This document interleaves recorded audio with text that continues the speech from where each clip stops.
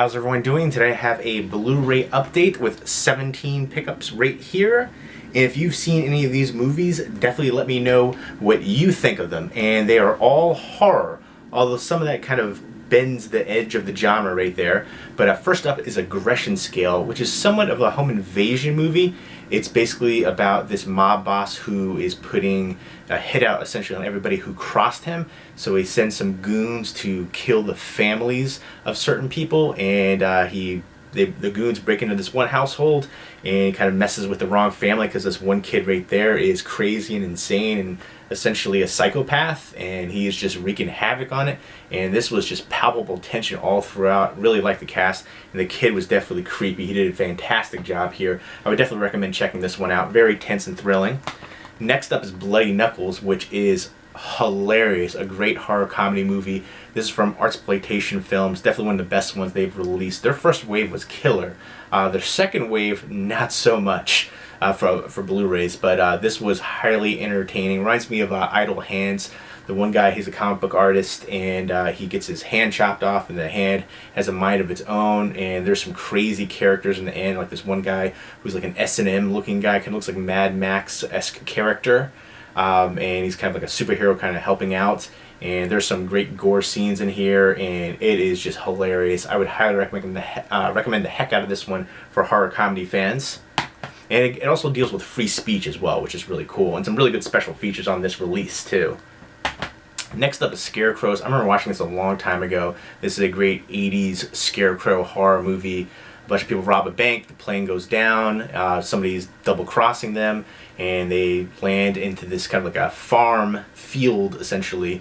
And there's scarecrows there killing them, and it's really creepy and kind of a supernatural horror, and I really dig that. I love scarecrow movies. One of the better ones recently I saw was Husk. I would definitely recommend the heck out of that one. One of the better scarecrow movies probably ever, actually. But this one's very entertaining too. Very low budget, straight to the point, but it works. Next up is one of my favorite horror movies of this past year. We Are Still Here from about 2016, directed by Ted Geoghegan, and I'm probably really messing that up. Geoghegan, there we go.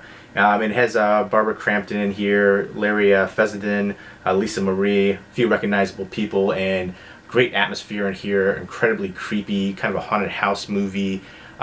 Just really tense and great gore in here, great gore effects. Some very memorable kills in here, and it's definitely influenced by Fulci as well. And I would definitely recommend the heck out of this one. Masterpiece of horror. Next up is a German drama film, really kind of art house horror. It's not really too horror in my opinion. I think this one is vastly overrated. Everybody hyped this one up, and I was kind of disappointed. Great cinematography, very well shot, but right from the beginning I knew the twist, and that kind of didn't help the situation because it was all about the build-up. And then the third act, it was kind of just a letdown to me. I was like, that's it? And that's all you're going to give me?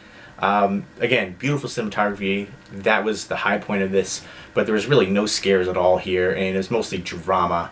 And it was kind of hinging on the twist, which you saw coming a mile away. And I felt it was overrated. But, yeah, I mean, again, it's nice to look at. Well shot, but overall, it didn't live up to the expectations. Everybody was raving about it, and just was okay for me. Next up, Last Shift, with this creeped the heck out of me. This is probably one of the movies that creeped me out the most in recent years, actually. This and the Poughkeepsie tapes right there. This is a bootleg. There's no official release for the Poughkeepsie tapes, but there definitely deserves to be probably the best found footage movie ever, in my opinion. Next throw I'll talk about, get back to this rather, I digress.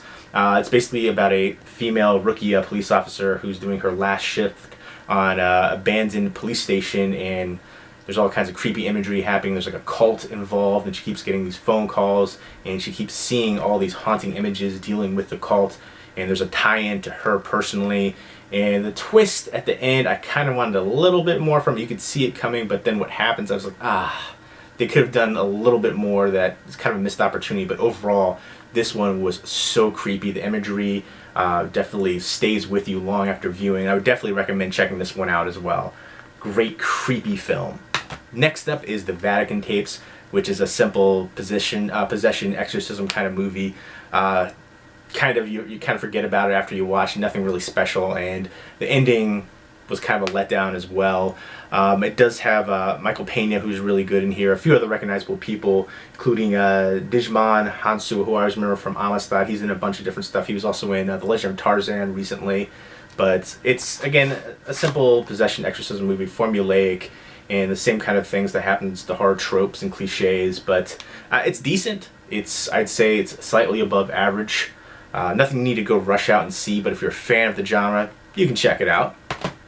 Next up is Oculus. This one actually really surprised me. This is part of the WWE Studios and Blumhouse Productions. So that was surprising because most WWE studio films are not very good. This is basically about like this haunted mirror that's supposedly possessed and stuff. It was actually really creepy, a lot of the scenes in here. And I like how it plays off kind of with paranoia aspects, but the one son was convicted of killing the parents, and he's released now, and he reunites with the sister, and they're trying to stop the mirror. It's the Lasser Glass, I believe it was called. And I hope they make a sequel or a prequel to this, because I would love to see more on this one. I thought this one was very creepy and atmospheric. Next up is another great horror comedy movie, What We Do in the Shadows, from New Zealand. Absolutely hilarious. I love this. It's basically the real world meets vampires. It's basically like a documentary crew following around this house of vampires. They're all roommates, and there's werewolves as well, and they kind of go back and forth. That's their arch enemies, and there's like a big ball at the end, and basically all the vampires and all that go there, and there's just the climax is hilarious too, and I think it really works well. This is probably one of the best kind of tongue-in-cheek horror comedy movies I've seen in a while. New Zealand is killing it with some ones. They also did Housebound, which is another one that I really enjoyed. But definitely recommend the heck out of this one. One of the better horror comedies in a long time. Next up is Signal, which I got this German steelbook. It's really more sci-fi, but there are some horror elements to it. This one was really good, surprised the heck out of me, and I love the steelbook for it, which you can get pretty inexpensive. I love that. That cover got me hooked right there. And it also has Lawrence Fishburne, who's always a great actor. It's a very trippy film. And again, there's some interior artwork as well. But very nice looking steelbook, and if you like sci-fi, I would highly recommend the heck out of this one. It's basically more sci-fi, some good thrills and tension in there, some action sequences, and I love the ending to it. That really elevated it in my opinion. It starts out really creepy, almost like to me, I thought when I first saw it, well, I actually don't want to give it away because that'll kind of give away some more towards the end, but definitely check this one out if you're into sci-fi. Again, it does have some horror elements, but it's really sci-fi. And I feel like the same thing with Goodnight Mommy. It wasn't really horror, it was drama. Next up is Meet Me Here, which was a low-budget cult film, and it does have Goldust from WWE right there, Dustin Runnels, right there. And he did a good job in his role. He was like a preacher, and the ending, I mean actually the beginning, was so creepy and great setup, and then the rest of the movie didn't quite live up to it, but it was still really enjoyable. It's basically about this town where the one girl is from, and she goes there to visit, and it's they're trying to her and her boyfriend are trying to kind of reconnect, so they go there, and it's basically like a cult there, and they're trying to escape with get out of there before they get killed with all the crazy people there, and it's just nuts. And if you like low budget horror, I would recommend checking this one out. I enjoyed the heck out of it. I haven't heard too many people talk about it. It's not great, but for what it is, in the low budget horror and just cult aspects and things like that, it was creepy. And I think everybody did their role well as far as low budget horror. The acting could be shaky, but I thought they all did a great job. Next up from Draft House Films is Spring. This is also one of my favorite horror movies of 2016. Beautifully shot, kind of a horror romance movie. I don't want to give too much away, but it's kind of like a monster movie as well. Great leads in here, great cast chemistry, especially with them. Very unique film, and again, like I said, it's kind of a horror romance, and one of the most unique horror films I've seen in a while. Visually stunning, and it's definitely one that stays on your mind long after viewing. Would definitely recommend the heck out of this one as well. One of my favorites of last year. Next up is Honeymoon. This is from 2014, one of my favorites from then. And this is kind of like sci-fi horror and a lot of build-up here. And it's basically about two people going on a honeymoon in the middle of the woods, very secluded. Something happens to the girl in the middle of the night, and they're trying to figure out what happens, and she starts acting strangely. and then it's all that build up, and the build up is so worth it. Great payoff. And this is another one that I felt was great and atmospheric and haunting and stays on your mind long after viewing. Would definitely recommend the heck out of this one as well. Next up is Stung. This is from IFC Midnight and released from Scream Factory. Basically a killer bug movie. These mutated wasps start killing people at like a dinner party. And if you like killer bug movies, I would definitely recommend it. Great cast in here as well, good chemistry, and I love that artwork for it too. So killer bug movies I always dig, and this one was a lot of fun, very entertaining, good action, and great cast in there too. A lot of recognizable people, but Lance Henriksen was the one that stands out the most, and Clifton Collins Jr. Always enjoy him. His character was great. Next up is From the Dark, which is essentially a low-budget Irish vampire movie. A lot of it is in the darkness, and it was very straightforward, but it worked for what it was. And it was definitely very creepy and atmospheric and moody, and again simplistic, but it worked. I enjoyed it. Next up is The Sentinel, which to me was always one of my favorite 70s movies. I always remember the ending stands out with the freaks at the end. That was awesome, and it's very atmospheric too. I'm trying to remember, Chris Sarandon was in here. Christina Rains was stunning. John Carradine, Ava Gardner, Burgess Meredith. There's a whole bunch of other recognizable people in here. I can't remember. There's a girl in here who's one of her earlier roles, and I can't remember her name right now, but she was in here. I'm trying to find her. Beverly D'Angelo, that's right. She was in here too. Jerry Orbach, Jeff Goldblum, Tom Berenger, Christopher Walken. So a great cast in here.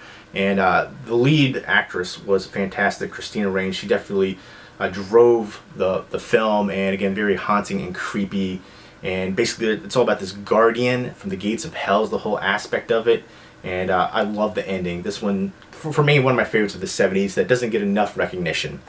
Next up is A Ghost Story with a great cast in here as well. Fred Astaire, Douglas Fairbanks Jr., Melvin Douglas, a whole bunch of other recognizable people in here, John Houseman. But this is a great creepy ghost story, and it's basically about this group right here, and they basically tell ghost stories essentially, and they go back to this romance that they had with this one girl, and different characters had different roles and what happens to her, and she's kind of coming back and haunting them, and a great ending as well, and just memorable performances all throughout.